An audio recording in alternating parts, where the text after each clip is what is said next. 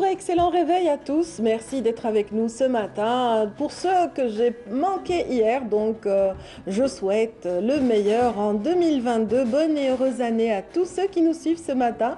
Et durant ces 90 minutes, nous aurons l'occasion justement de revenir sur ce départ de l'année nouvelle 2022 avec une invitée qui va un petit peu vous donner les clés. C'est vrai que chacun de nous espère un changement avec chaque changement, avec chaque transition vers une année nouvelle.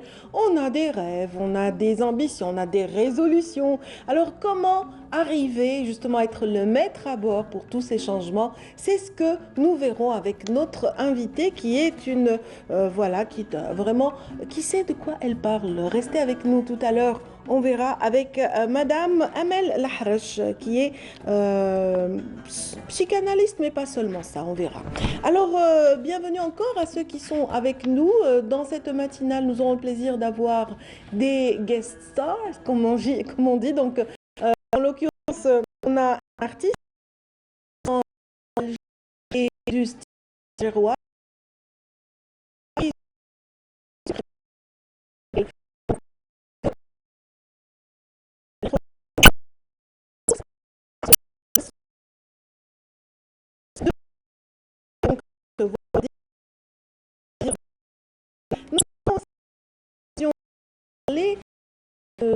De tourisme, mais différemment aujourd'hui. On en a parlé hier à travers des escapades très intéressantes en Kabylie et au Djurdjura. Aujourd'hui, nous parlerons essentiellement de thermalisme avec notre invité Jamal Alili, qui est directeur de thermalisme et des activités thermales au ministère du Tourisme.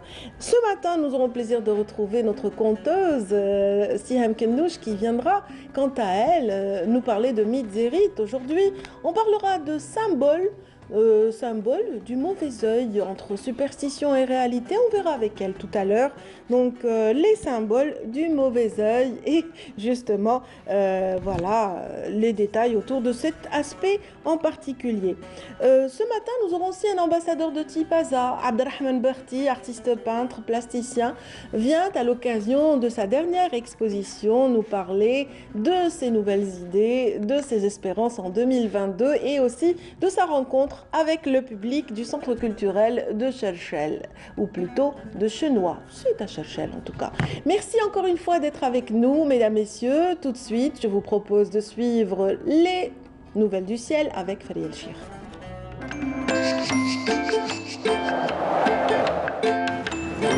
La météo vous est présentée par Mobilis.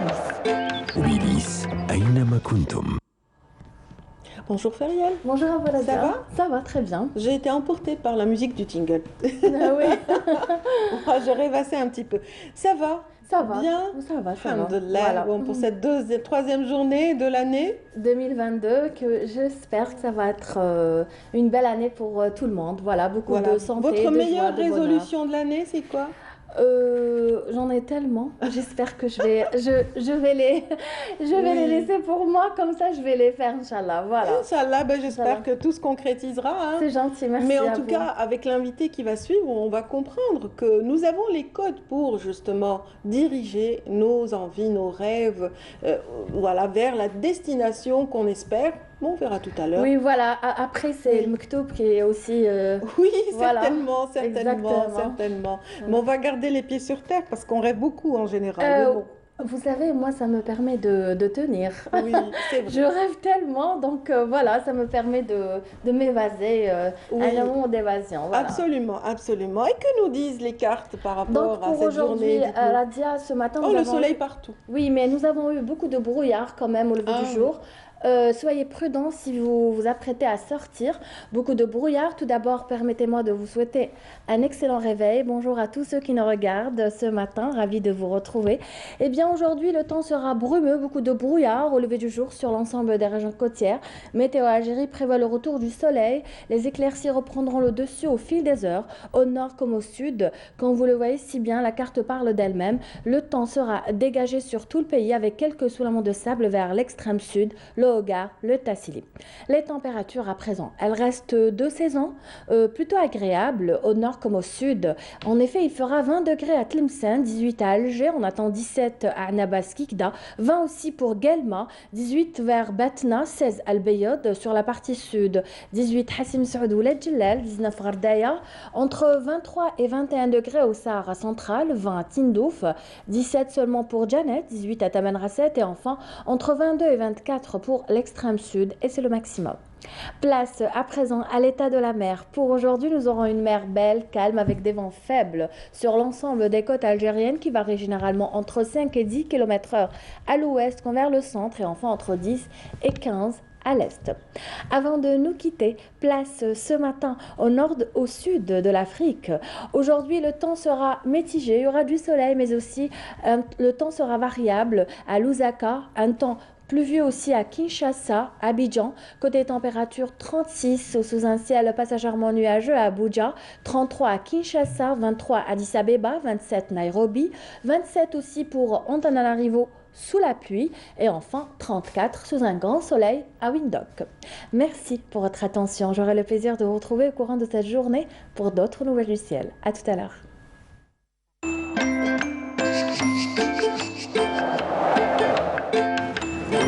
La météo vous est présentée par Mobilis. Mobilis أينما كنتم. Merci beaucoup, Feriel. Donc, on a bien retenu les recommandations. C'est vrai que ce matin, on avait du mal. On a allumé nos anti-brouillards pour une fois. Oui, voilà. Brouillard, après, ça va être soleil. Beaucoup de soleil. Pour la suite. Le soleil est roi au sud, vous l'avez bien souligné grâce aux cartes. Merci, Feriel. Et puis, tout de suite, on va un petit peu vous offrir un petit peu de rayon de soleil venu du sud avec ce groupe, justement, le groupe Tikoubaoui.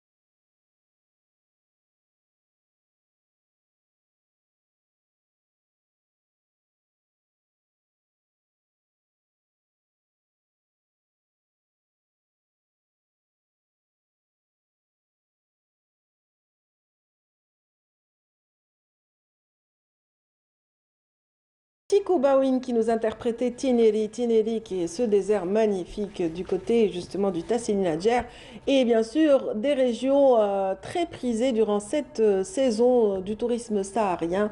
Donc voilà, les touristes ont bien profité, les touristes locaux, je dis surtout, ont bien profité de cette destination durant les grandes vacances d'hiver. Et bien sûr, il existe des destinations qui, elles, n'ont pas besoin de vacances. En fait, elles sont justement la préférence des familles algériennes, surtout les personnes âgées.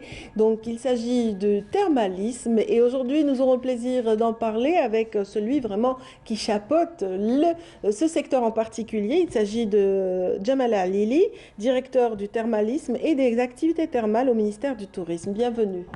Bonjour. Bonjour. Bonjour à nos amis téléspectateurs. Bonjour à vous et bonne et heureuse année. Meilleurs vœux, santé, prospérité pour tout le peuple algérien, pour toute l'humanité, et puis en espérant que cette pandémie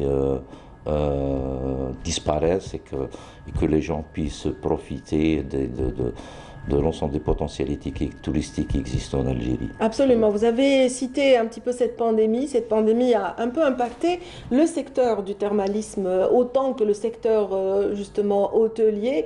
Donc là, vraiment, la reprise s'est faite quand même il y a un peu plus d'une année.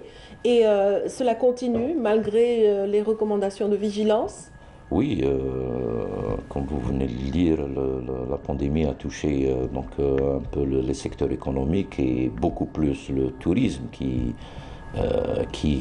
donc une activité de voyage et de rencontre. Ça fait maintenant 2 années presque.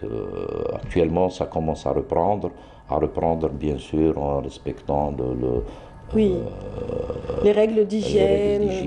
Donc il y a un protocole sanitaire que les professionnels du tourisme appliquent pour un petit peu pouvoir relancer justement. Il y a justement 2 stations thermales qui ont servi pendant cette période de pandémie de lieu d'hébergement de toutes les personnes arrivant en Algérie, etc. Donc il y a eu des périodes de confinement. Ça a permis au personnel de s'adapter avec cette nouvelle donne et de se préparer pour l'accueil justement des curistes par la suite. Tout à fait. Durant la pandémie, donc les structures hôtelières, il y a aussi quelques stations thermales ont participé justement à la gestion de la période de confinement. Et effectivement, quand on gère cette période-là, avec l'application stricte du protocole, donc ça leur a permis d'acquérir une bonne expérience dans la gestion justement de cette pandémie. De cet aspect en particulier. On va parler de ce secteur qui plaît tant aux familles algériennes. C'est ancré dans les traditions d'aller au hammam, d'aller donc vers des sources d'eau chaude, des sources thermales aux vertus connues, comme celle de Guelma par exemple, qui sont très très convoitées tout au long de l'année. Oui, comme vous savez, l'Algérie dispose d'un potentiel thermal considérable, réparti pratiquement sur tout le territoire national. La pratique du thermalisme est une pratique ancrée dans la société. Les familles algériennes préfèrent cette pratique pour la villégiature, détente, soins. Sachant aussi que c'est une activité qui n'est pas saisonnière, donc elle s'étale pratiquement sur toute l'année. Absolument. Ce qui fait d'elle, donc elle peut être, un tourisme d'excellence en Algérie. Voilà, tourisme local par excellence aussi, je dirais. Et donc, on va tout de suite découvrir, avant de continuer cette conversation, un reportage réalisé par notre collègue Sophia Chouban qui nous fait un petit peu le topo par rapport à cette destination algérienne dans son aspect thermalisme. Voilà, c'est pour tout de suite.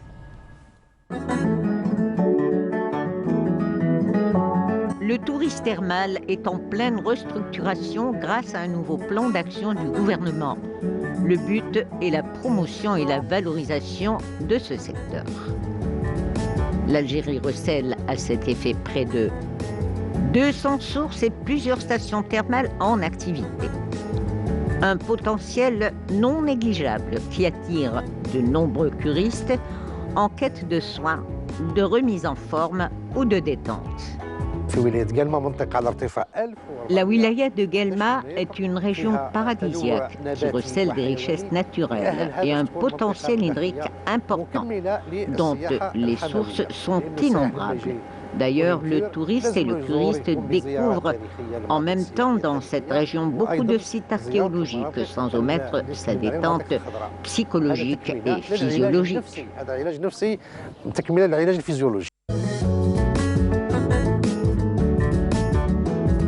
Les pouvoirs publics ont entamé une opération de modernisation et de réhabilitation de 8 stations thermales de réputation notoire. On observe notamment celle de Hammam Rira à Ain Tifla, Hammam el-Meskhoutin à Guelma, Hammam Bouhnayfiya à Mascara, Hammam Bouhjar à Ain Temouchen, Hammam Rabbi à Saïda, Hammam Gargour à Sétif et Hammam Bourrara à Tlemcen.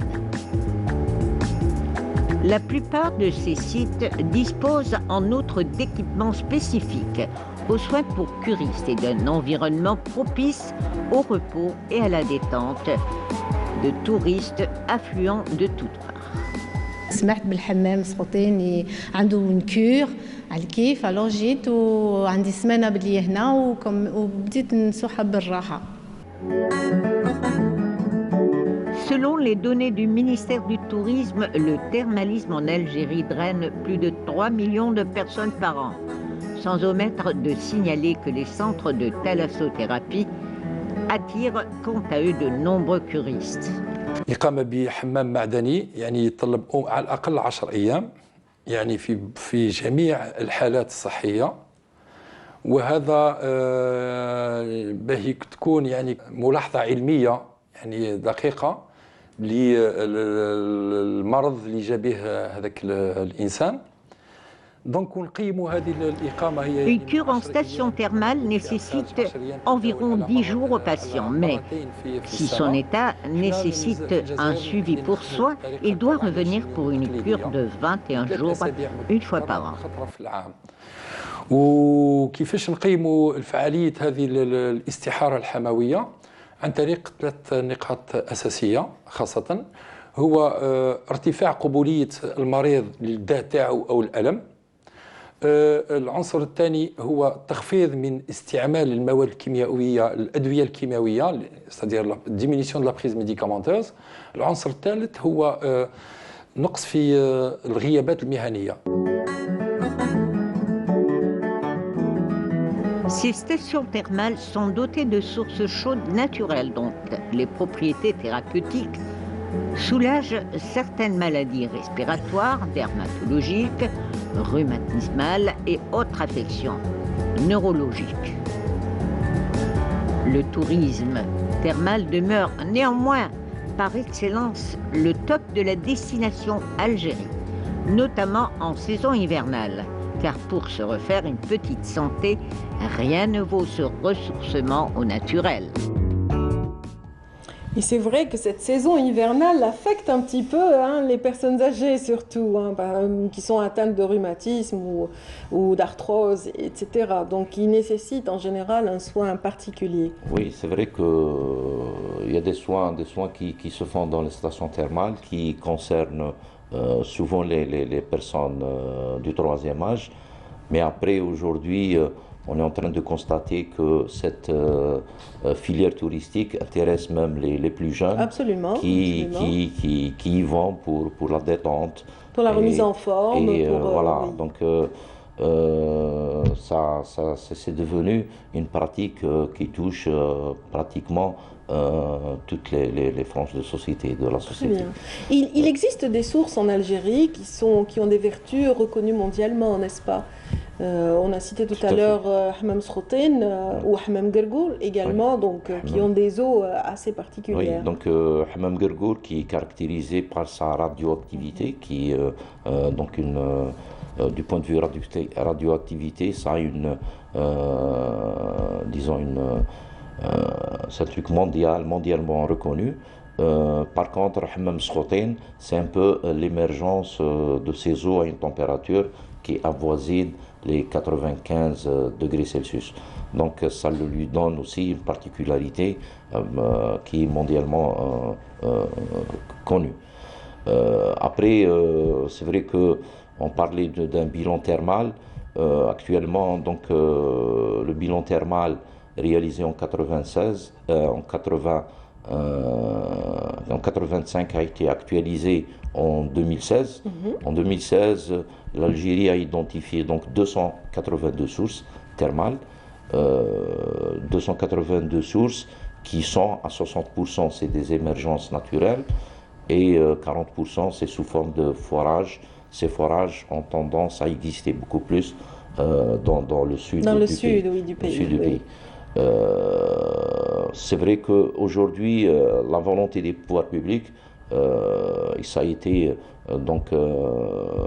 des instructions de M. le Président de la République pour développer, encourager le tourisme interne. Le tourisme interne, quand on parle de tourisme interne, c'est vrai qu'il y a le tourisme de montagne, il y a les forêts récréatives, il y a tout ce que... Mais surtout, le thermalisme. Ce volet est important, le Donc thermalisme. le volet du thermalisme dans le tourisme interne est très important. Et ça, c'est comme on avait dit tout à l'heure, c'est par rapport à l'intérêt que portent les familles algériennes à cette filière touristique. Les familles algériennes qui ont bénéficié justement de structures modernisées, à l'instar par exemple de la thalassothérapie qui a vu un véritable lifting durant les années précédentes et qui accueille dans une belle, dans de beaux locaux les curistes de tous bords. Donc, mais ce n'est pas seulement cette station, en fait, elles sont nombreuses à avoir bénéficié de cet effort justement de modernisation et de réhabilitation. Tout à fait. On parlait donc dans le reportage des stations, donc des 8 stations thermales et le centre thalassothérapie qui, au fait, sont gérées par le groupe HTT. Donc ça, c'est des stations qui ont été réalisées dans les années 70 et qu'aujourd'hui, ils sont modernisés. Ils ont été donc concernés par une opération de modernisation qui a permis un petit peu de mettre ces 8 stations et le centre de thalassothérapie aux normes internationales. On essaye d'arriver, donc, parce que c'est vrai qu'il faut avoir des stations thermales, mais il faut aussi arriver à présenter une qualité de service acceptable. Donc c'était l'objectif. Aujourd'hui, ces stations ont été équipées, réaménagées, et ainsi de suite. Donc nous avons quand même les 8 stations qui ont une renommée importante. Ça constitue un petit peu le patrimoine algérien en matière de thermalisme. Mais il n'y a pas que ça, comme vous dites. Donc, depuis les années 80-90, on commençait à aller vers l'investissement privé dans le domaine du thermalisme. Oui.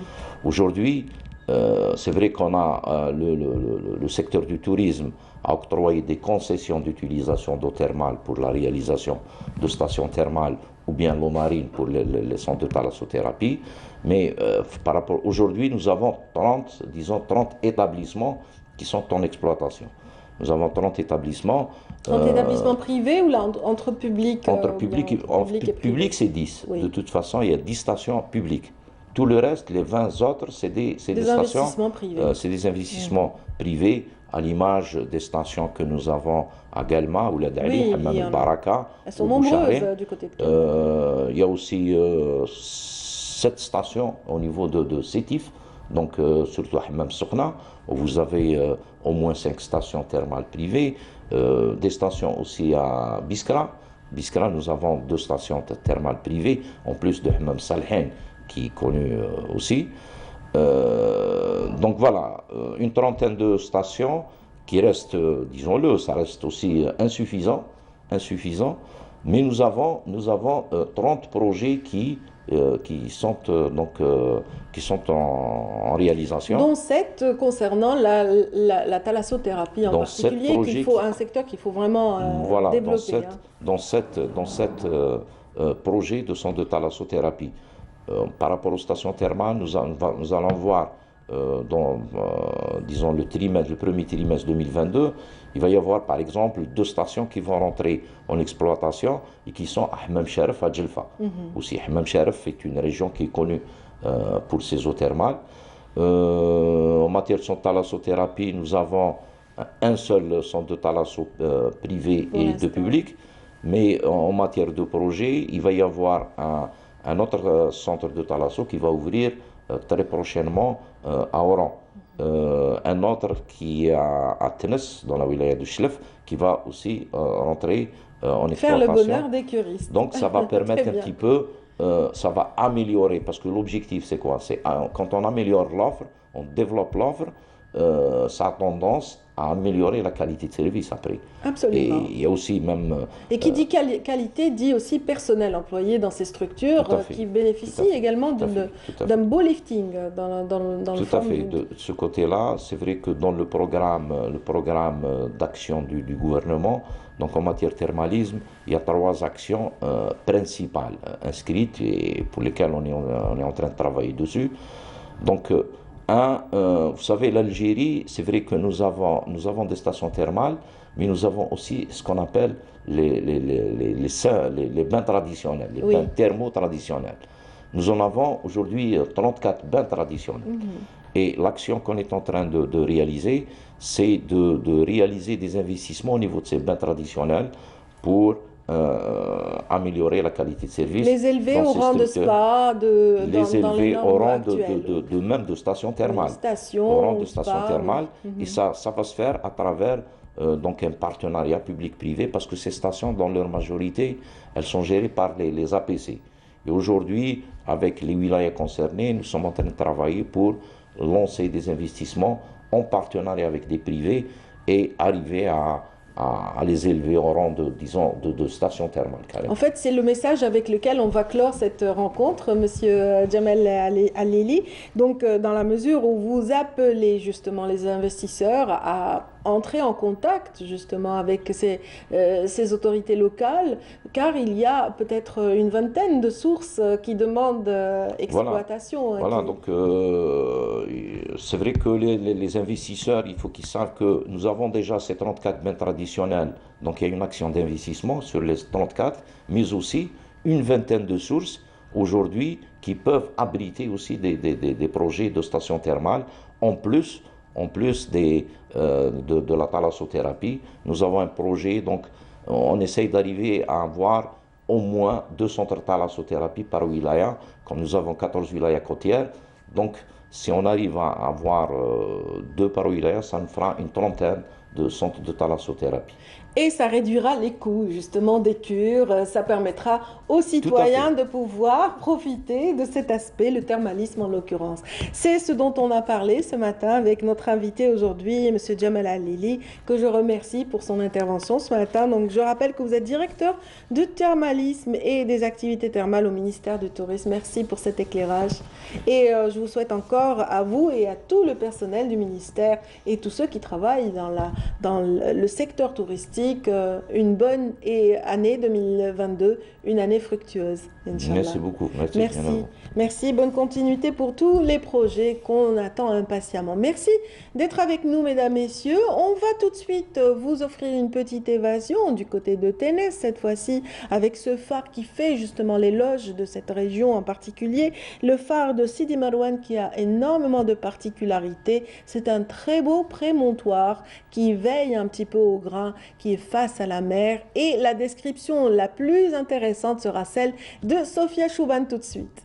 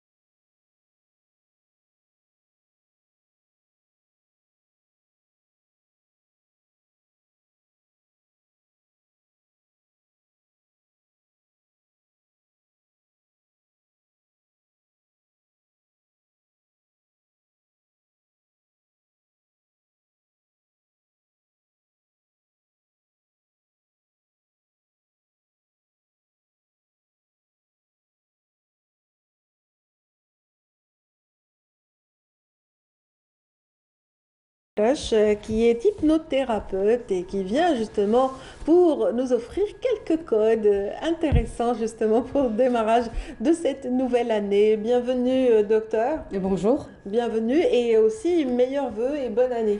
À vous aussi, à tous les téléspectateurs. Je le disais tout au début de l'émission qu'à chaque transition vers une année nouvelle, on a énormément d'espérance, on a énormément de vœux. D'ailleurs, on dit meilleurs vœux, best wishes, etc. Am Saïd, on espère que cette année apporte dans son sillage de bonnes choses, la concrétisation de certains projets, etc., etc. En tout cas, énormément de résolutions en 2022 encore une fois. Tout à fait. Que pensez-vous de cet aspect ?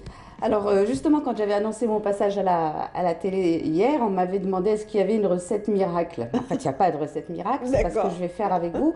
Peut-être partager des informations, partager certaines choses que nous avons, nous, les êtres humains en nous, par rapport à ce qu'on peut faire dans le changement. Donc d'abord, pour la nouvelle année, il ne s'agit pas d'avoir une bonne nouvelle année, une meilleure année, mais plutôt d'être nous-mêmes meilleurs. Meilleurs, absolument, ça c'est très intéressant, effectivement. Hein, les changements commencent par soi. Tout à fait. Effectivement, donc voilà, vous recommandez de réfléchir, une introspection quelque part, non ? En fait, c'est de se dire que si je veux que les choses changent, je devrais changer moi-même, en fait. Si je fais les mêmes choses, si je pratique les mêmes choses, si j'entends les mêmes choses, si je pense les mêmes choses, forcément, il n'y aura pas de changement. Absolument. C'est comme si vous preniez la même route tous les jours et vous attendez à vous retrouver ailleurs. Donc la première chose, c'est de se dire que ça commence par soi-même. Le changement, ça commence vraiment par soi-même. Et aussi de se dire, on a tendance quand il y a une nouvelle année, à se dire, tiens, je vais faire plein de choses, je vais changer. Je vais faire du sport, je vais maigrir, je vais voir mes amis. Tout à fait, les fameuses résolutions de chaque fin d'année qu'on ne respecte généralement pas du tout. Tout à fait. Mais vous savez pourquoi on ne les respecte pas ? Parce qu'on ne se pose pas forcément les bonnes questions. Quelles sont les bonnes questions, justement, madame ? Alors, pour une résolution, c'est le pourquoi. Oui. Si je décide de telle ou telle résolution, c'est de me poser la question pourquoi. Et le pourquoi, ce n'est pas qu'une fois. C'est pourquoi, si j'ai envie, par exemple, de faire du sport, pourquoi j'ai envie de faire du sport ? C'est pas parce qu'on m'a dit que c'était bon pour la santé, mais moi, pourquoi j'ai envie de faire du sport ?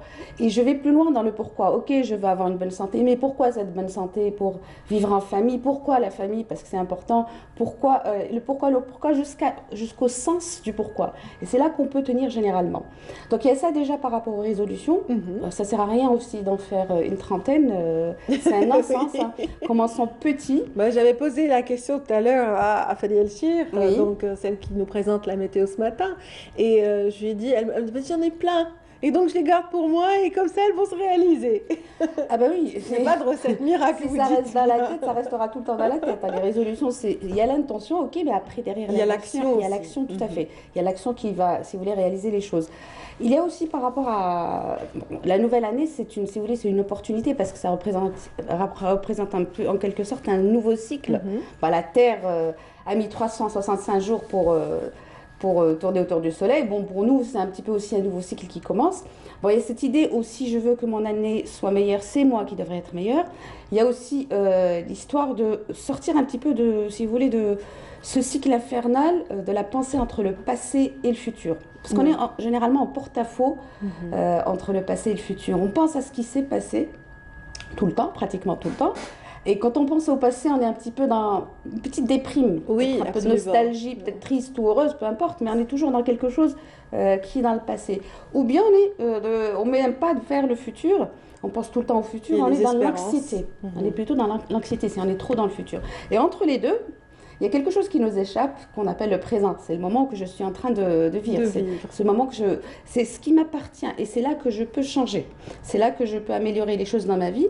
Quand je dis changer, il ne s'agit pas de gravir l'Everest ou de réaliser des projets extraordinaires tout de suite.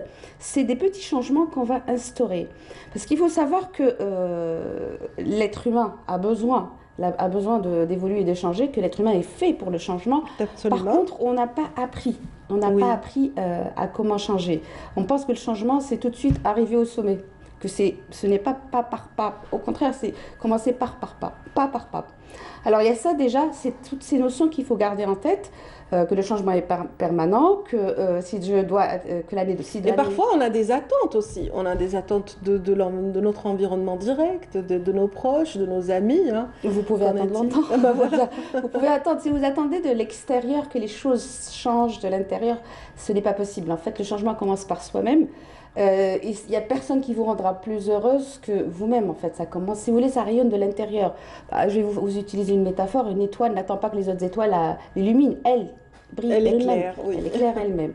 Il y a aussi quelque chose, j'ai parlé du passé. Oui, tout à fait. On était sur entre cette le notion, passé et le futur. Pourquoi? Parce que notre cerveau fonctionne d'une façon assez particulière. Nous produisons tous les jours 70 000 pensées jour. Oh, 70 000 pensées jour. Oui. Et dans ces 70 000 pensées jour, 90% sont inconscientes. C'est-à-dire que ce sont des pensées qui sont un peu comme un bruit de fond, une sorte de radio interne. Et dans ces 90% de pensées, pratiquement 60 à 70 sont un peu par penchant, par penchant négatif, anciennes. C'est-à-dire qu'on ne se rend pas compte qu'on est en train de réfléchir à des choses, aux mêmes choses qu'on pensait hier, avant-hier. Et la bonne nouvelle, c'est qu'on peut. On peut, si vous voulez, prendre conscience de nos pensées et changer nos pensées. C'est-à-dire, bon, on va imaginer que moi, je suis en train de penser à la même chose depuis des jours, et la nouvelle année commence, et je ramène tout ce que j'avais pensé l'année dernière pendant cette année. Je prends juste conscience que, Amel, écoute, tu es en train de penser aux choses qui se sont passées hier, change, arrête. Alors déjà, prendre conscience de ses pensées et les transformer. Ce qui est bien, c'est qu'on peut. Comment transformer, justement? On va imaginer que je suis en train de penser, je ne sais pas, l'année dernière, je ne sais pas, j'avais tel projet, je n'ai pas réussi. Je suis en train d'y penser depuis des jours et des jours. Au moment où je suis en train d'y penser, je me dis, mais cette pensée, est-ce qu'elle fait partie de ton présent, de ton futur ou de ton passé? Je prends juste conscience qu'elle fait partie de mon passé et que je n'y peux absolument rien. Si elle fait partie de mon futur, je prends conscience qu'elle fait partie de mon futur et je n'y peux absolument rien. Et je reviens à l'instant présent. Qu'est-ce que je peux faire maintenant? Qu'est-ce qui est entre mes mains? Donc prendre conscience déjà peut changer énormément notre façon de vivre les choses, de les appréhender. Il y a ça. Il y a aussi le fait de savoir que notre cerveau ne fait pas la différence entre la réalité et l'imagination. Donc lui, il pense, mais en même temps, il a cette capacité de se projeter, d'imaginer un peu. En fait, notre cerveau, vous pouvez le nourrir d'imagination, comme vous pouvez le nourrir de croyances, mais lui, il ne fait pas la différence. Donc si j'ai envie si vous voulez, de penser, on parle de la pensée positive, si j'ai envie de penser positivement, mon cerveau va y croire. Si j'ai envie de penser négativement, oui, il me fera plaisir en fait. Donc on a cette capacité à transformer non seulement notre pensée, à transformer aussi notre posture, à transformer, si vous voulez, nos croyances, qui font qu'on va, si vous voulez, qu'on change notre mindset, qu'on va sortir de la négativité, qu'on va sortir un peu de la plainte, qu'on va sortir de l'appréhension du futur et d'être toujours dans le présent. Je vous donne un exemple. Ce matin, il faisait quel temps? Brumeux. On a deux choix. Ou on peut être triste, on peut être un petit peu renfrogné, on peut être frileux et je vois rien, ou on peut s'émerveiller devant ce brouillard, se dire waouh, aujourd'hui c'est nouveau, c'est un phénomène que je n'ai pas l'habitude de croiser et voilà. Et on regarde des couleurs un petit peu autour de nous par rapport à ce brouillard. Donc il y a ça aussi à prendre en considération. Et il faut savoir, je reviens au bonheur, ça commence par soi-même. Les gens vont dire c'est égocentrique, c'est égoïste, pas du tout. En fait, c'est plutôt, si ça commence par ici, ça peut rayonner tout autour. On va imaginer une maman ou un papa qui est bien ou un partenaire qui est bien dans sa peau, ça rayonne vers les autres. Un patron aussi, ou manager, ça peut rayonner vers les autres par effet de mimétisme ou miroir. Donc si je veux être bien avec moi-même, mettons de côté les résolutions, on s'en fiche, hein. Je vais commencer par m'occuper de moi-même et en me rendant compte qu'en fait, nous sommes tous faits de 3 aspects en fait. Nous sommes un corps, nous sommes un mental et nous sommes un esprit. Absolument. Donc, par exemple, le sourire est contagieux. Non seulement il est contagieux. La complainte ou la plainte est contagieuse également. Donc il faut faire un choix, si j'ai bien compris. Voilà, se dire, je préfère offrir ça. Plutôt que ça et aller de l'avant. Donc, offrir plutôt un sourire et m'offrir déjà moi-même. Pour l'offrir aux autres. Voilà. Parce que vous savez, c'est pas quelque chose qui dit pour rien. La science prouve que lorsqu'on sourit, on envoie un message à notre cerveau très positif. Donc notre cerveau va se mettre à sécréter des hormones qui sont agréables. Il va faire en sorte qu'on se sente bien dans notre peau. Parce que le sourire, pour lui, ça veut dire tout va bien. Si je respire calmement, si je respire d'une façon profonde, c'est pareil. J'envoie un message à mon cerveau que tout va bien. Si j'ai une certaine posture, vous vous tenez droite. Si vous vous teniez comme ça, vous prenez, histoire de téléphone, c'est quelque chose de pas bon pour notre cerveau. Pour notre cerveau, lui, interprète le message comme tout va bien, je suis en position de posture. Donc il y a un peu tout cet aspect où je prends soin de mon corps, où il y a des choses qu'on peut apprendre par rapport à notre corps. Il y a l'aspect aussi où je prends conscience de mon mental. Mon mental, c'est toutes ces pensées, cet ego qui va ruminer, je vous ai parlé de 70 000 pensées, que je sois consciente, que j'arrête ces pensées, que je les transforme immédiatement. Dans le mental, on peut aussi arrêter le jugement. On va dire le jugement, quand je dis le jugement par rapport à soi-même. J'ai pas bien fait ou j'ai fait ou j'aurais dû. Et le jugement des autres aussi, on peut l'arrêter. Prendre conscience qu'on est en train de juger. Absolument. Et arrêter aussi de juger les choses quand elles arrivent. C'est-à-dire, je suis dans la circulation, j'ai le choix. Ou je dis, oh là là, il y a trop de circulation, ça m'embête, ça me retarde. Ou me dire, les choses sont telles quelles. Il faut être en phase avec tous les changements, en fait. C'est ça, accepter les changements, lâcher prise, ne pas essayer. Lâcher prise, voilà, tout à fait, lâcher prise. Et puis elle voulait un petit peu, si vous voulez, spirituel, un peu esprit, où on est plus qu'un travail, plus qu'une circulation, plus que des projets. Il faut aller un petit peu sur le volet où l'être humain est beaucoup plus que ça. Aller vers peut-être un peu le développement personnel et pratiquer des choses qui nous font du bien, qui font du bien à notre âme. Absolument. Ça peut être la méditation, ça peut être la respiration, ça peut être lire des choses qui nous font du bien. Une simple marche, une rencontre agréable, ça peut être aussi simple que ça. Être pratiquer la pleine conscience, il y a plein de choses qu'on peut faire pour être bien dans sa peau. Quand on s'occupe bien de soi, on peut ensuite avoir des résolutions. Et les résolutions, c'est toute l'année. C'est pas le 1er janvier, c'est pas le 2 janvier, ça se fait tout au long de l'année, ou tout au long des années. Donc, il ne faut pas, si j'ai bien compris, attendre qu'on nous fasse plaisir. On se fait d'abord plaisir soi-même. Donc, c'est ça un petit peu. Tout à fait. On se fait d'abord plaisir, et puis après, on avance dans la vie. Qu'est-ce qu'on vous dit dans l'avion? S'il y a quoi que ce soit, s'il y a une dépressurisation, vous commencez par mettre le masque, vous d'abord, pour ensuite secourir quelqu'un. C'est un petit peu ça le principe. Ça commence par soi pour que ça puisse, si vous voulez, aller vers les autres. Et autre chose aussi, c'est par rapport aux projets. Bon, les résolutions, on peut les mettre dans les projets un peu.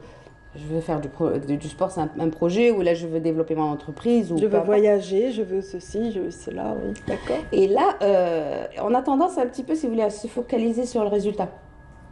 Tout de suite, j'attends le résultat par rapport à mon projet. Et du coup, qu'est-ce qu'on perd? On perd un peu tout le plaisir du voyage. C'est-à-dire toutes les étapes, tout ce qu'il y a à faire pour arriver à bon port, en fait. Moi, je dirais, apprécions juste le voyage. Enjoy the trip. C'est-à-dire, pendant qu'on est en train de faire des choses, mais allez, ça marche pas. Mais allez, j'arrive pas aujourd'hui, demain je referai. Mais être un petit peu dans ce voyage. Mais je suis dans un combat, dans un cheminement qui va finir par aboutir. Donc, ça ne sert à rien de se prendre la tête, effectivement. Hein. Donc, à partir du moment où il y a, c'est vrai, un objectif à atteindre, mais il y a un cheminement qui est inévitable. C'est ce que vous voulez dire. Inévitable, et dans ce cheminement, ce qui est bien, c'est aussi de prendre du plaisir. Mais allez, si les choses ne se passent pas comme je veux, c'est ça la vie. La vie ne nous a jamais promis que ça serait très facile ou pas facile. Que serait la vie sans ces petites, si vous voulez, ces moments où on va chuter un petit peu. On se rappelle juste un petit peu quand on était petit.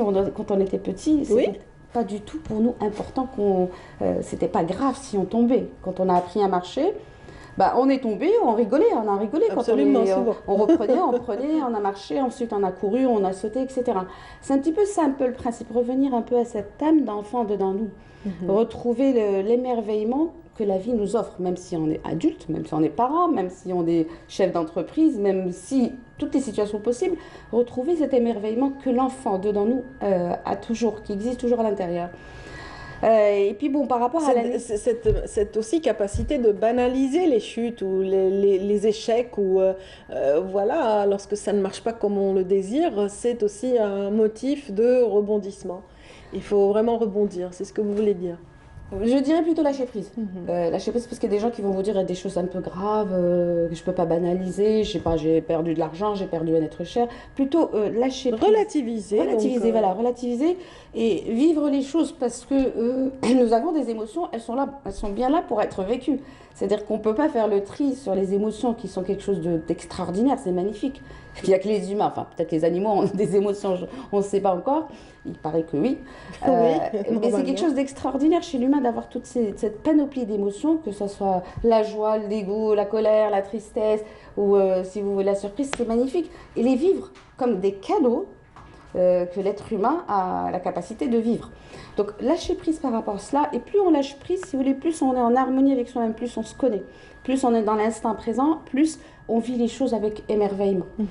Et il y a aussi, Radia, l'histoire, on va vous dire, bon, Amel, elle raconte, elle dit que Love and Peace, oui, Love and Peace, mais revenons un peu sur ces 2 années dernières, qui étaient... La pandémie, oui. C'était facile pour personne. On n'a pas vu nos proches, on ne se voyait pas, on était un petit peu dans une anxiété, une peur. L'idée, c'est aussi pour cette nouvelle année, c'est de regarder en arrière ce qu'on a fait. Parce qu'on a tendance à juste regarder le mauvais côté des choses. Mais regardons un petit peu toute cette résilience, tout ce qui s'est passé pendant ces 2 dernières années. C'est-à-dire, j'ai réussi à faire ça, j'ai quand même fait ça. C'est-à-dire, regarder un peu tous les acquis. J'ai passé plus de temps avec les miens, c'est toujours positif. Voilà. J'ai appris à bricoler, tout dépend. Voilà. Il y a des personnes qui se sont découvertes pendant ces 2 années, dans la mesure où il y a eu cette introspection, Tout à fait. ce retour à la source, comme vous dites. Voilà, c'est là que ça a permis à des personnes. J'ai l'exemple d'un pilote qui récemment s'est reconverti, enfin pendant la période où il n'exerçait pas son métier, il s'est reconverti à la menuiserie, à la création de meubles, et par la suite à la livraison, etc. Et ça, c'est une manière justement de ne pas rester dans l'inertie et de prendre vraiment le meilleur de chaque situation. Tout à fait, voilà. Oui. Tout à fait. Voilà. Ne pas perdre de vue que tout ce qui nous arrive, on apprend en fait. De tout ce qui nous arrive, on apprend quelque chose. Et regardez ce qu'on a appris. Regardez tous les acquis. Parce que vous savez, moi par exemple, en séance, il y a des personnes qui viennent me voir, elles oublient ce qu'elles ont tout fait, toutes les choses qu'elles ont faites. Non-réalisation. Non, elles sont plus focus, je dois, il faut. Sur ce qu'elles n'ont pas acquis dans la vie. Ce qu'elles n'ont pas acquis. Et lorsqu'on regarde en arrière un peu le chemin, tout le chemin, on se rend compte que beaucoup de choses ont été faites. Et ça peut être un petit peu, si vous voulez, quelque chose de boostant pour la nouvelle année ou toutes les nouvelles années qui vont arriver. Voilà. En tout cas, une bonne et heureuse année, je le dirais quand même. Oui, bien sûr, bien sûr. Voilà, Amel Lahresh, donc je rappelle que vous êtes hypnothérapeute, vous êtes orientée vers ce domaine en particulier, avec des motivations très nobles, je dirais même. Alors racontez-nous juste cette petite aventure pour clore cette rencontre, s'il vous plaît. Pourquoi l'hypnothérapie? L'hypnothérapie, c'est quand même voilà, une profession des plus rares chez nous. Oui, alors pourquoi Bon, c'est vrai qu'à la base, je suis médecin de formation. En fait, c'est quelque chose qui m'a toujours attirée depuis toute petite fille. J'étais un petit peu, si vous voulez, très attirée par ce côté un peu spirituel, esprit. Qu'est-ce qui se passe, qu'est-ce qu'il y a derrière, quel est le sens des choses. Et puis bon, j'ai suivi un parcours un peu comme tout le monde et à un moment, je me suis décidée, au seuil de la quarantaine, je peux le dire, moment où on peut, si vous voulez, un moment où on se pose des questions par rapport au sens de notre vie et pourquoi on fait les choses, là, je me suis orientée carrément vers ça. J'ai décidé d'aller me former à l'étranger, à l'hypnothérapie dans différentes formes et d'autres thérapies pour, si vous voulez, ramener ça en Algérie. C'est-à-dire qu'on puisse en Algérie avoir accès à ce genre de thérapie, ce genre de discipline. Et j'espère que dans les années, très bientôt, lancer des formations d'hypnothérapeute ici, que les formations se fassent ici. Inch'Allah, en tout cas, on vous souhaite de réaliser ce projet qui est concret, en tout cas, qui n'est voilà, qui ne relève pas du rêve, de l'imaginaire. Vous l'avez vraiment réalisé, ce projet, et on vous souhaite vraiment de réussir cette ambition qui est des plus nobles, en tout cas, servir. Je vais apprécier le voyage, je vais prendre le temps d'apprécier tout le voyage de ce projet. Ça, je n'en douterai pas, je n'en doute pas du tout. Merci infiniment, Amel Lahresh, d'avoir été avec nous pour nous donner ces petites clés pour décoder justement, décoincer ce qui coince et aller de l'avant justement en 2022 en commençant d'abord par soi. Voilà, j'ai compris la leçon. Voilà, tout à fait, commençant par soi. Ouais. J'espère également que ceux qui nous regardent ce matin ont apprécié ce voyage et qu'ils ont eu matière à réfléchir, à méditer sur leur propre parcours. Merci encore une fois, mesdames, messieurs, d'être avec nous. Et tout de suite, on vient de parler de la pandémie, on n'y échappera pas à cette campagne de sensibilisation parce que de toute façon, c'est vraiment nécessaire. Voici encore un spot qui nous raconte un petit peu les gestes barrières à ne pas oublier.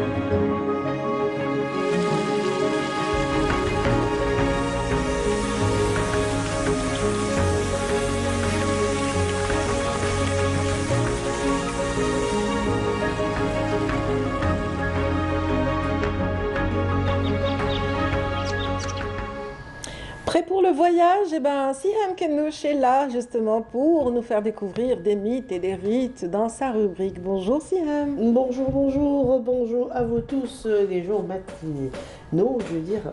J'adore le bleu que vous portez aujourd'hui.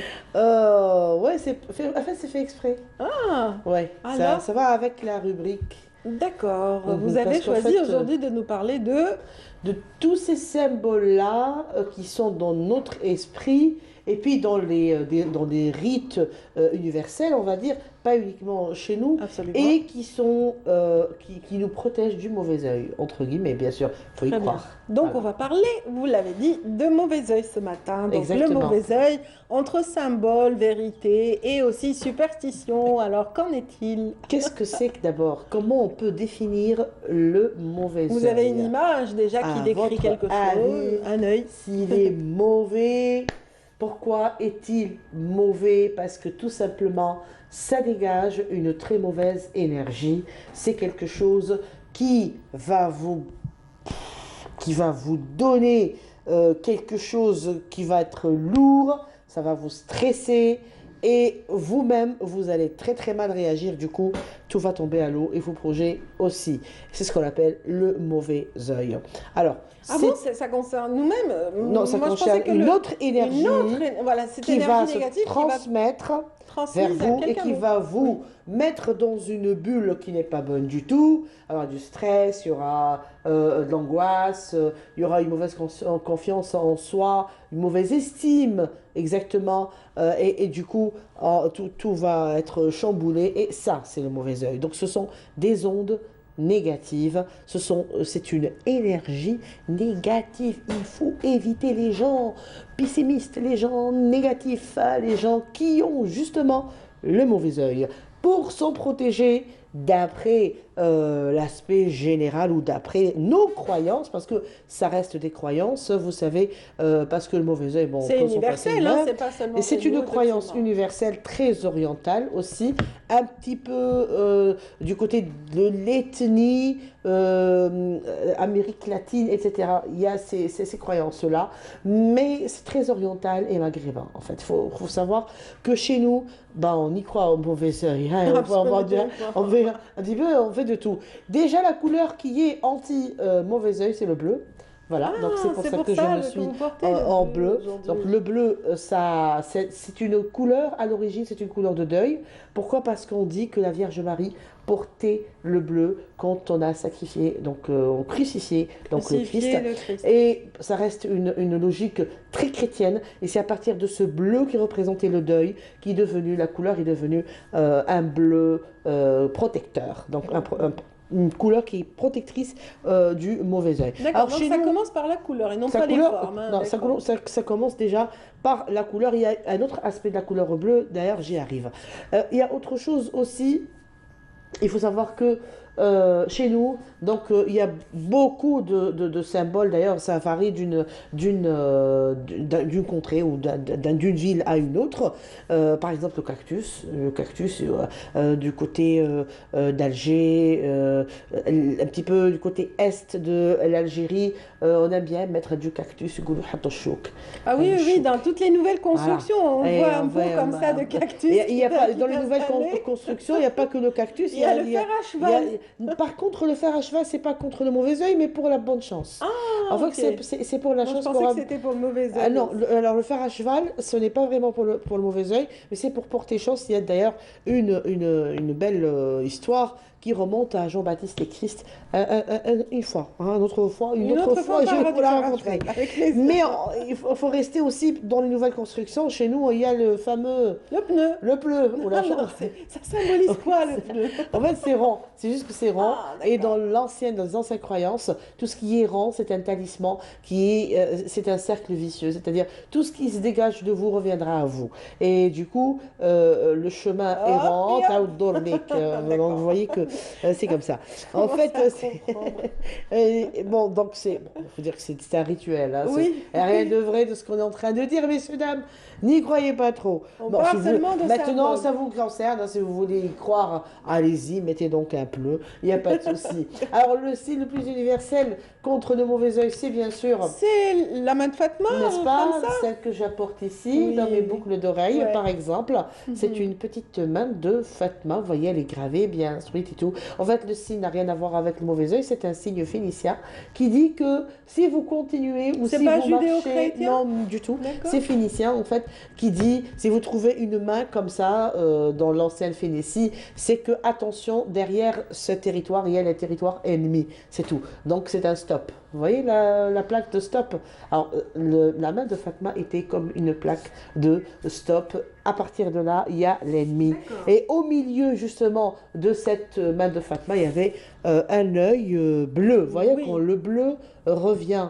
Ça, c'est surtout en Turquie qu'on trouve, en Turquie, en Égypte, on trouve ces Tout ça, yeux c'est faits Alors, de bleu. justement, le truc est là. En fait, c'est en Phénicie que cet œil est né. Et ça n'a absolument rien à voir avec l'au-delà ou avec, bien sûr, avec l'énergie négative, tout. En fait, il y avait la main de Fatma, certes, et au milieu, un œil bleu qui signifie que l'ennemi, c'est-à-dire les Romains, l'ennemi est derrière. Donc, les Romains étaient dessinés comme étant ceux qui Oui. avaient les yeux bleus. Donc, D'accord. œil, stop, il y a l'œil bleu derrière.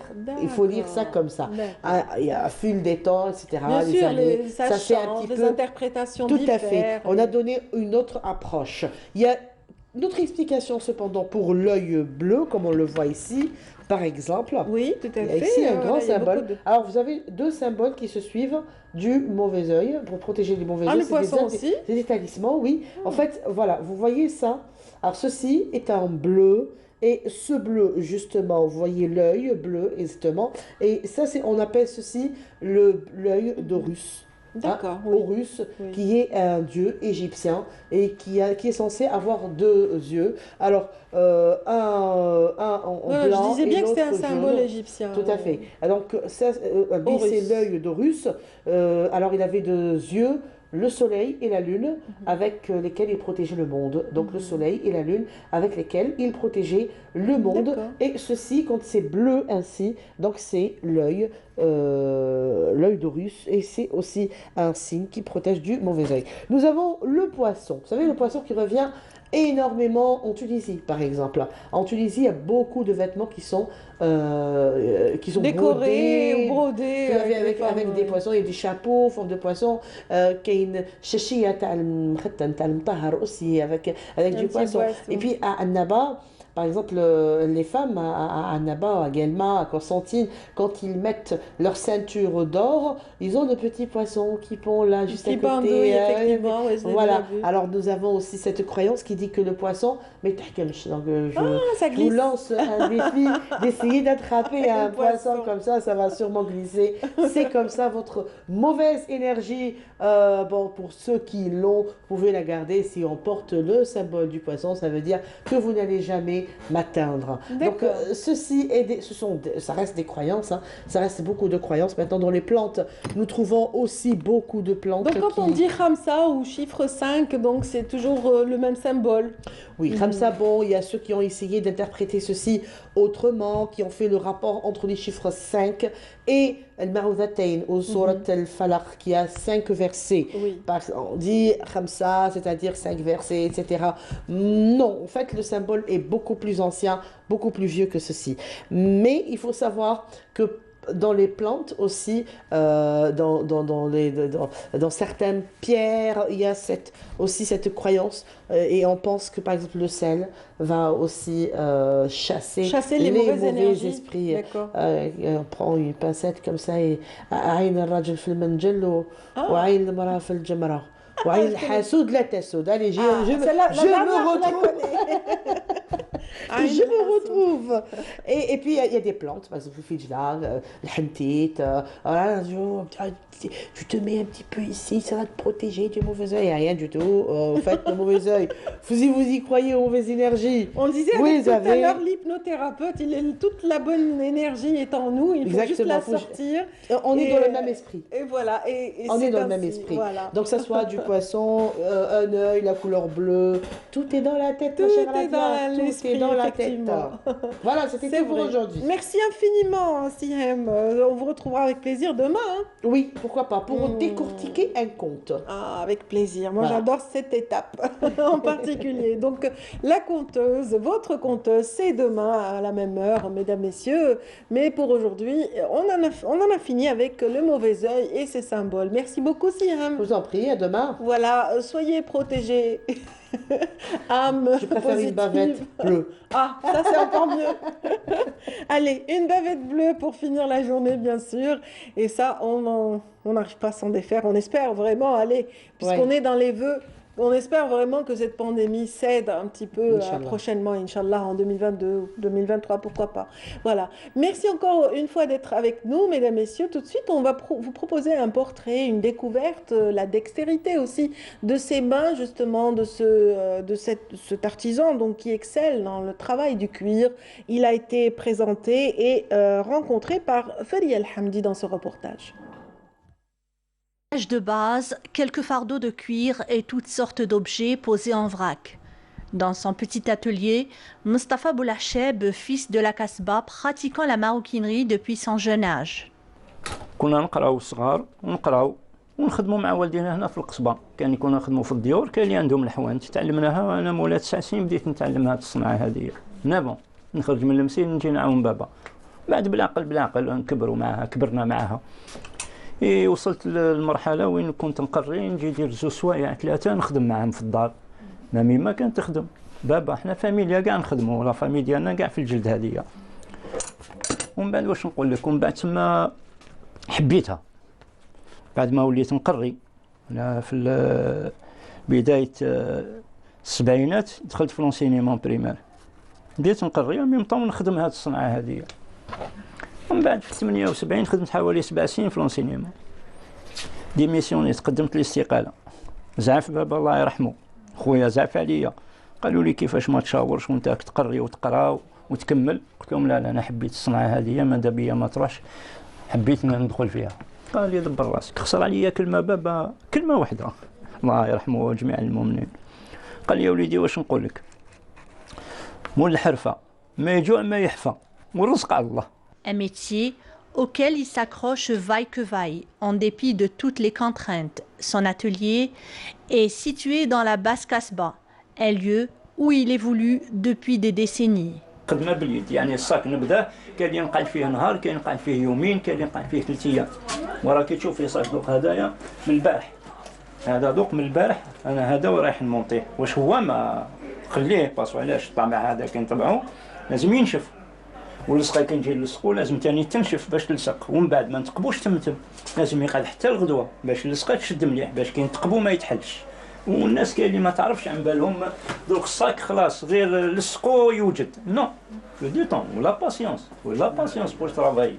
Il façonne à la main des sacs, porte-monnaie, ceintures et bracelets en cuir, comme cela se faisait dans le temps dans cette cité, une cité dont il nous raconte le quotidien. ما كاش تقريب دار تاعنا فاميليا تاع بولعشاب، كما بحالنا في الفاميليا عندنا في بولعشاب لي بولفاني لي بو مهراز، احنا كل بو نبداو بو لي بوبو. فهمتي، حنا دي نصوم دو ليست على كل شرط. بصح والدينا هنا عايشين من بكري في وقت فرنسا يخدموا، كانوا لاري بوزرينا لاري لالير كما يسموها بكري معمره بالطوابل تاع لي زارتيزون، يخدموا في الحوانت ويخدموا في الديار ويصطاليو. اكثر من 20 طابله كانت تما. علاش قلت لك مقابلات بلي حنا كانت الارتيزانه غنيه، كنا كاين اللي يخدموا تاع الحزيمه تاع الخراطيش هذيك تاع الصياده، في الترا يخدموها المجاهدين على كل سريا، كاين يخدموا تاع الكوابس كي بكري، يخدموا لي بورتفاي لي بورتموني. كي جينا حنا الجيل ديالنا حنا طورنا شويه الصنعه، راكم تشوفوا الصنعه ما كانش هكذا بكري. Comme tous les artisans de la Kasba, son savoir-faire l'a acquis comme un héritage et qui veut bien le transmettre aux jeunes générations.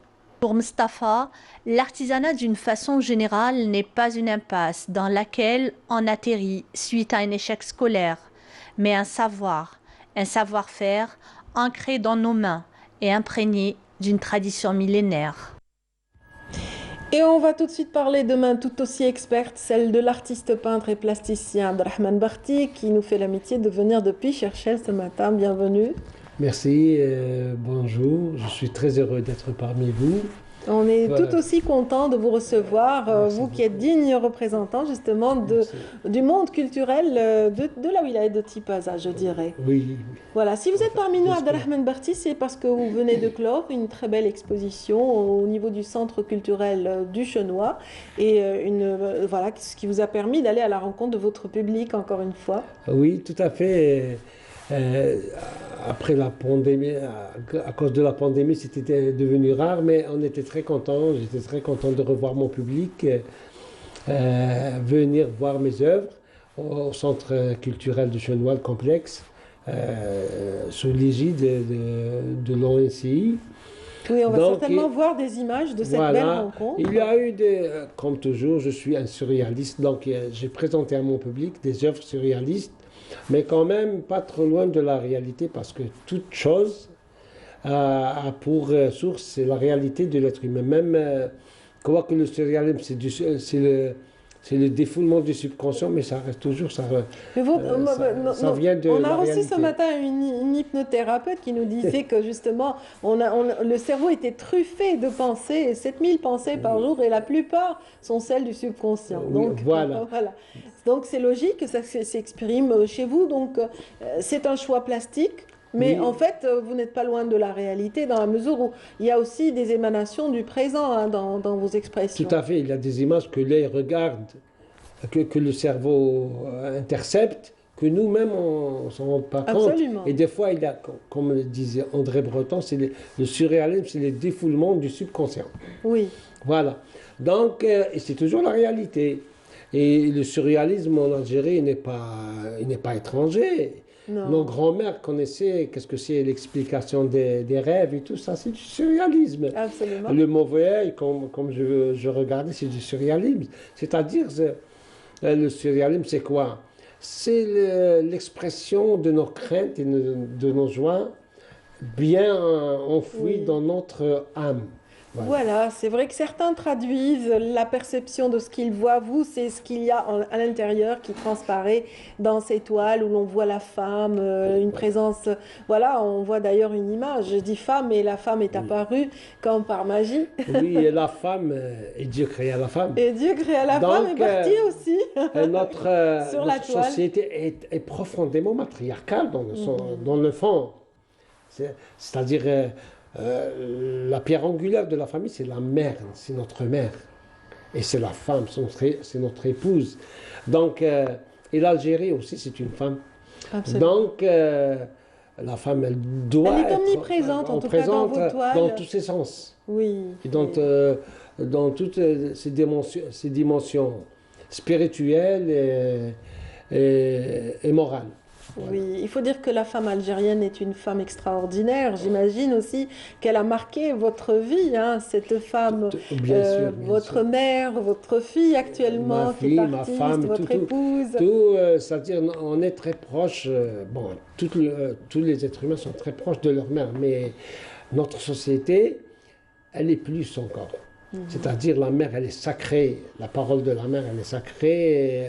On voit un homme de 60 ans, mais devant sa mère, il devient un bébé, un enfant. C'est-à-dire, on reste avec nos parents jusqu'à leur dernier souffle. C'est-à-dire c'est une société matriarcale. Absolument. Où la femme, elle est très protégée et très aimée. Il faut dire que dans notre pays, la femme mérite mériterait tous les hommages. Elle donne le meilleur d'elle-même. La femme algérienne, que ce soit dans le foyer, dans le travail, c'est une femme battante. J'ai travaillé avec des femmes, moi, aussi, c'est magnifique. C'est-à-dire, elles ont des décisions bien fondées et tout. Très bien. Le public a bien perçu le message, j'imagine. Tout à fait, tout à fait. De beaux échanges, il y a eu.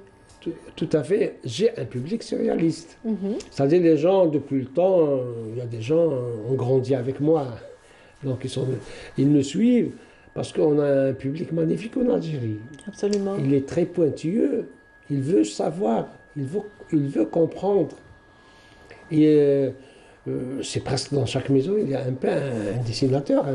L'Algérien est très sensible à l'art, effectivement, que ce soit la musique, que ce soit aussi les arts plastiques. Tout à fait, tout à fait. Il apprécie la beauté, donc on a intérêt à lui en offrir. Bien sûr, on n'a qu'à voir les ustensiles de nos grands-pères, c'est des œuvres d'art. Oui, on vient de voir ces travaux en maroquinerie de cet artisan. Oui, les hammams, les villas mauresques et tout. Il y a toujours de la beauté. Il y a toujours, même dans des taudis, on trouve un pot de fleurs, des géraniums et tout. C'est-à-dire, nous, on est des Africains aussi, on est des Méditerranéens.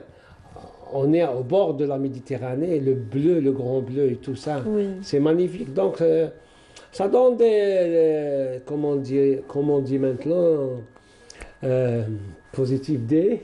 Oui, voilà, c'est ça, cet positif, esprit, voilà. ce Des regard ondes positives. positif, des Voilà. ondes positives. En tout cas, c'est vrai que la pandémie, par exemple, contrairement à certains, ne vous a pas empêché d'aller à la rencontre de votre public. fait, bien Vous sûr, avez bien organisé déjà 2 belles expositions. Oui, hein, il y a eu une grande exposition. la Galerie Racine, entre autres, en février. La Galerie Racine, oui. Et Donc, puis, oui, la rencontre d'été à Cherchel, bien sûr, qui vous a permis d'aller à la rencontre.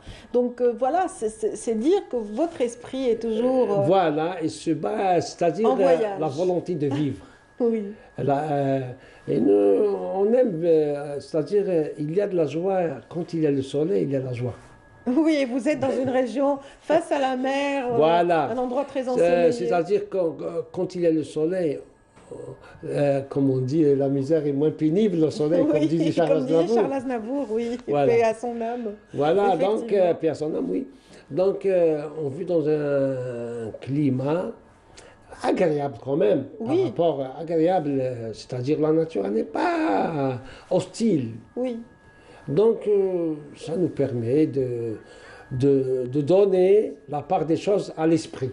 Oui. C'est-à-dire les Algériens, ils donnent leur part à l'esprit. Ils aiment lire, ils aiment voir les films, ils aiment voir le théâtre. Et fort heureusement, ils aiment aussi voir de belles expositions, à l'instar de la vôtre, qui vient d'avoir lieu au niveau du Centre culturel du Chenois. Est-ce que vous avez en projet une prochaine exposition, Abdelrahman Barti? Bien sûr, bien sûr. Je travaille sur Alger pour une exposition dans une galerie. C'est-à-dire, moi, dans quelques mois, 2 ou 3 mois, vous serez présent à Alger? À Alger.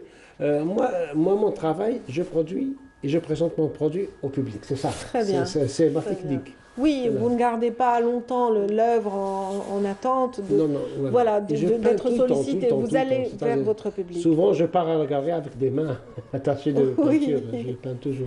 Vous êtes un peintre, ce qu'on appelle un peintre prolifique, et bien sûr, on verra le fruit justement des prochaines créations dans cette belle exposition que vous viendrez peut-être annoncer ici même. Bien sûr, avec plaisir. Avec plaisir. Je suis toujours content de retrouver la magnifique équipe de Bonjour d'Algérie. On est ravis, nous aussi, de vous retrouver à la télévision algérienne qui a fait de moi ce que je suis. Voilà. Non, c'est votre pensée positive, c'est votre habileté avec le pinceau qui a fait de vous l'artiste que vous êtes, Abdelrahman Barti. Donc vous faites aussi la fierté de la région de Tipaza. On vous souhaite un bon voyage de retour. Merci beaucoup. Et une bonne et heureuse année. Merci beaucoup. À vous ainsi de même. Que toute la famille Barti. Bonne année à tout le peuple algérien. J'ai oublié. Très bien. Bon, merci beaucoup. Merci infiniment d'avoir été avec nous, Abdelrahman Barti, donc à l'occasion de cette belle exposition. C'était un plaisir. Plaisir partagé et j'espère que vous avez apprécié cette rencontre avec notre artiste, mesdames, messieurs. Les artistes continuent d'affluer vers ce plateau. Tout de suite, nous aurons le plaisir de recevoir Noureddine. Alors Noureddine Zeri, donc ce digne ambassadeur d'Alger et de la chanson algéroise, arrive tout de suite sur le plateau après ceci.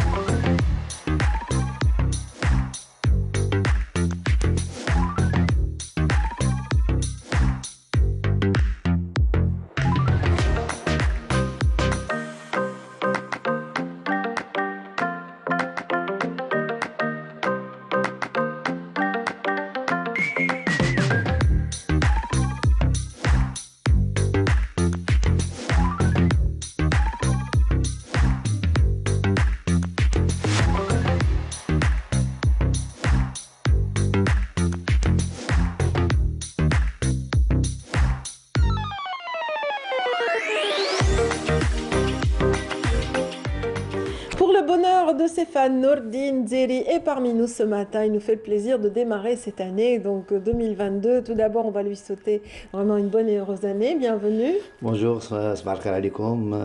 كل عام وانتم بخير. Merveilleuse année pour tout le monde. Beaucoup plus pour les Algériens, l'Oumma l'Islamia, bien sûr. Amin, Inch'Allah. Inch'Allah, غير الخير في هذا العام. Inch'Allah. Et donc, ça, que ce soit 2022 oui. Négatif de Covid. bon, il faut l'oublier. Vous continuez de produire.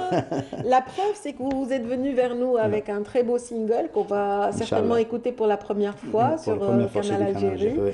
Donc, cette chanson s'intitule comment Zina Zina. Zina Zina. Donc, vous voyez, qui chante la joie, qui chante l'espoir. Même quand il y a du mauvais, comme ça, vous arrivez à parler de beauté. C'est bien. Donc, allez, il n'y a pas de Covid, il n'y a rien, il n'y a pas de pandémie. Parce que notre pays est très beau. Oui, c'est vrai. On n'échappe pas à la beauté au quotidien. Donc, Zina, c'est une femme que vous avez imaginée. Voilà. Non, Zina, je parle de la joie, de l'espoir. Donc, de la beauté. Pas nécessairement une femme. Exactement. Voilà, pas nécessairement une femme, d'accord. Liamat Zina. Liamat Zina, oui, les beaux jours. Liamat Shabba, Liamat génial. On l'écoute un peu et on continue de parler. Il n'y a pas de souci. J'espère que c'est prêt, donc on va écouter un petit peu un extrait de ce nouveau single, Zina.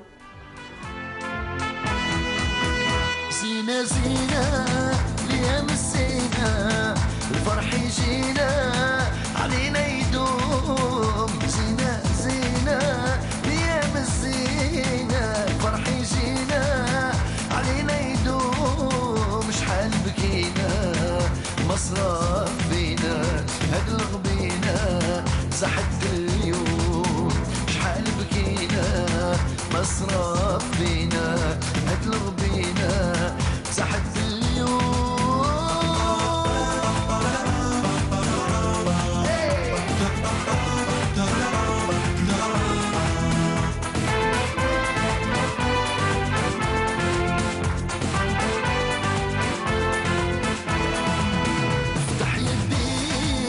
استنى الخير طمع في ربي العلي الكبير افتح يديك استنى الخير طمع في ربي العلي الكبير عمر قلبك بحب الغير ما تكره الناس الكره من التكفير عمر قلبك بحب الغير ما تكره الناس الكره من التكفير زينة زينة ليام الزينة الفرح يجينا C'est vrai que c'est vraiment une pensée très positive.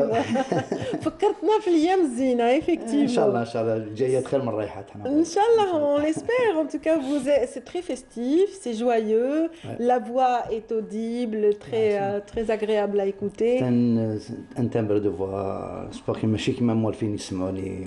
Oui, elle est vraiment, comme on dit, safia la chanson. La musique n'est pas trop présente et on arrive à écouter vraiment le texte. Exactement. Et le texte est de qui C'est Nourdine Zeri. Oh, bravo. Ben, c'est pas mal, c'est pas mal. Donc, c'est une invitation à apprécier la beauté, à bannir la haine. Ça, exactement. Parce que لازم نحبوا بعضنا. لازم نحبوا بعضنا ولازم الانسان قد ما يدير الخير يقول قليل. Parce que absolument. actuellement راك تشوف الناس كيما بين دقيقه ودقيقه تسمى كان هنا وراح. C'est vrai, on a besoin de ça, on a besoin de s'aimer, on a besoin de s'apprécier entre nous les Algériens. C'est vrai que vous avez toujours quelqu'un qui met les bâtons dans les roues comme ça, ou alors quelqu'un qui critique dans un coin de rue. Toujours, ah ben je suis là, ah le jar hadak, oh là là là là. Et puis c'est vrai, on devrait plutôt dire ah le jar hadak, mashallah. Et c'est mon jari marhaba, etc. قليل يقول لك باللي ما شاء الله ولا جاري انتيك ولا بابا جا هذا ولينا كما نقولوا ماما في الفرح ولا في اللمات في الجنازات ولا كذا نشوف فلان وهنا فلان بابا غير ما جاش الله هذه لازم تنحى هذه لازم تنحى لازم نحبوا بعضنا لازم هذا يعاون هذا لازم هذا يمد هذا شوف احنا اوتون كارتيست احنا ما عندناش حاجه اللي نقدموها بار الفن تاعنا سواء كوميديان ولا شونتور ولا ديسيناتور ولا مون دي تياتر ولا ما عندناش حاجه نقدموا الو لازم نكونوا حنا نكونوا لو ريفليت تاع Oui. Nordine est un artiste plein de sensibilité. Il aime les animaux, d'ailleurs. Il est vétérinaire. Non, je suis pas vétérinaire. Vous auriez pu. Je suis pas vétérinaire. Oui, d'accord. Bon, j'ai rajouté un truc qui n'existe pas. Mais bon, vous aimez le football aussi. Ouais, je suis Là, j'imagine que vous êtes un homme heureux hein, cette année avec cette équipe des Verts qui monte et qui monte et qui monte. Ouais. Bon, je suis un ex-footballeur. Oui, tout à fait. Je suis un footballeur, j'ai les catégories seniors. Ben, j'ai quitté parce que... Oui, vous avez été footballeur professionnel pendant j'ai quitté, bon bout de temps. J'ai quitté en 90, 89, j'ai quitté le football. Donc, en 80... mais vous appréciez quand même de voir votre équipe, l'équipe nationale, hein, j'imagine. Bien sûr, bien sûr. Oui, c'est vrai que vous avez évolué dans différents clubs. On ne peut pas dire que vous êtes spécialement chauvin par rapport aux Algériens. Vous êtes vraiment dans l'Algérie, dans toute cette diversité. Bon, j'ai mon club préféré, bien sûr. Bien sûr, j'ai mon club préféré. Ne le dites pas, sinon il va y avoir des jaloux. Mais actuellement, on est branché beaucoup plus sur l'équipe nationale. Équipe nationale, on souhaite vraiment que les... Donc, absolument, absolument, absolument. On va rappeler aussi que vous avez à votre actif pas moins de 7 albums, c'est bien ça. Hein. Les tout derniers, Talila, Qmar al-Layali, un petit peu, on va rappeler à ceux qui peut-être ne vous connaissent pas et qui vous découvrent pour la première fois. Il y a eu Talila, ce sont deux albums différents hein, quand même. Hein. Talila, on devine un petit peu. Talila, c'est un spécial fête. Oui. C'est un spécial fête. Talila, c'est une chanson spéciale pour la mariée, quand elle met la robe blanche et tout. Oui. Bon, du moment où maintenant, on anime beaucoup les fêtes familiales. Je dois les saluer كاع les familles دخلونا لديارهم ونخدموا لهم العرس تاعهم. Oui, c'est vrai. Donc درت هكذاك درت un album spécial femme plutôt spécial fête. C'est nécessaire parce que c'est un héritage. C'est vrai qu'il y a des fêtes aussi. Sans cette tali-là, sans ces comment dire, ces istikhbar qui sont magnifiques, qu'on aime écouter, qui nous emportent, etc. Oh, chacun sa façon. Que vaudrait une fête à ce moment-là? Rien. إلا ما كانش تاليلا وما كانش نقولوا الحوازة وما كانش الفيتات دونك وكل واحد وسر وكل واحد والفياقة تاعو في الخدمة. وقمر الليالي c'est un album un peu moderne, fait des titres nouveautés, quelques titres, mes titres personnels أنا اللي كتبتهم. Donc depuis. Mais qui vous a révélé à la chanson? Vous étiez dans le football, vous réussissiez votre carrière, et qui vous a révélé? Qui vous a donné l'envie? Oui, vous avez une belle voix, ça se voit. Depuis mon enfance, j'aime bien écouter le chabi parce que on a fait dans un quartier populaire, Kasba. Vous voulez de l'Qsba quand même? Oui. Donc bon, Kasba actuellement باب الواد. دني شويه برك. حبط زوج درجات. Pas loin, deux pâtés de maison. حبط زوج درجات برك. دونك تربينا على العنقه والهاشمي الله يرحمهم وعمر الزاهب وجماعه. دونك نضت فينا هذيك نشفانا ان جون صغير وليد صغير جافي برسك 7 ans 8 ans 6 ans هكذاك. ليني تاعنا خويا الكبير الله يجيب له الشفاعه لكل خويا محمد. امين. يعيط لي مع صحابه دائما يقول لي شانت افيك مو غني لي وانا نغني لهم يا كنت ذاك الوقت يا الورقه تاع الهاشمي الله يرحمه يا بحر الطوفان كنت نقدر ندندنهم هكذا دائما. ومن بعد كبرت فيا هذيك النغمه هذيك وليت نحب جام بيان ايكوتي دو شعبي جام بيان دائما. ومن بعد بون سي تو تافي نورمال ان كارتي بوبولار عندك لو فوتبول. Oui. عندك لو فوتبول وخدمنا نلعبوا بالون l'USMA Mouloudia les derbies etc. Oui, d'accord. donc عندنا نلعبوا لو كونتاكت الفوتبول سي ايدوكاتيف يربي يعرفك بالناس يكلمنا. دونك قعدت في راسي هذيك النغمه. En 88 j'avais l'occasion de participer à Hanwa Shabab et j'étais parmi les gagnants. Donc j'ai participé avec la chanson de Samil Jazairi. J'avais deviné que c'était que vous étiez fan de Samil Jazairi parce que vous avez choisi cette chanson algéroise, moderne, etc. dans votre style. Vous suivez un petit peu le chemin de ce grand artiste. Mais aujourd'hui, le public va vous découvrir ou vous redécouvrir ce jeudi, n'est-ce pas? Ce jeudi. Sur au niveau de la salle Sahel de Cheraga. C'est à partir de 20h, donc un concert exclusivement consacré à Nordine Thierry et son répertoire. Donc voilà, vous êtes content? Alhamdulillah, Très bien.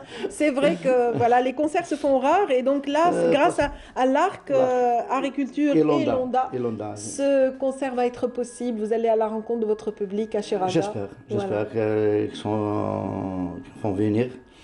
On va se retrouver. Parce que ça fait des années, 2 ans qu'on met la calèche pour le public تاعنا, même dans les fêtes familiales نقصوا شويه. Oui, il y avait moins de mariages, on le sait. احنا نقولوا اللي تجي من عند ربي مرحبا بها. امين. وما تجيناش في الصحه برك الخدمه مخلوفه. Absolument. En tout cas, on vous souhaite de passer un très bon moment avec votre public. Nous avons été ravis de vous recevoir, j'espère, Inch'Allah.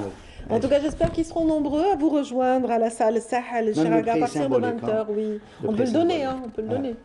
Combien? Je crois c'est à 500 dinars. 500 dinars pour un concert vraiment, voilà, où vous aurez une très belle panoplie de chansons, donc signées pour la plupart Nordin Zeri ici présent. Donc, on a été ravis de vous recevoir. Bonne chance pour le concert. Beaucoup de plaisir surtout. Beaucoup de plaisir. Donc un concert pour démarrer cette année 2022. C'est au niveau de Cheraga, vous l'avez entendu, mesdames, messieurs. Je vous souhaite également pour ceux qui sont avec nous ce matin de passer d'agréables moments avec la suite de nos programmes sur Canal Algérie. Je vous souhaite une excellente fin de semaine avec mes collègues Nour Houda et Amel Almi. D'ici là, portez-vous bien et à très vite. Moi, je vous retrouve dès demain quand même pour une dernière émission pour cette semaine. Portez-vous bien et à demain. Au revoir. زينة زينة ليام الزينة الفرح يجينا علينا يدوم زينة زينة ليام الزينة الفرح يجينا علينا يدوم شحال بكينا مصرف فينا هاد الغبينة زحت اليوم شحال بكينا مصرف فينا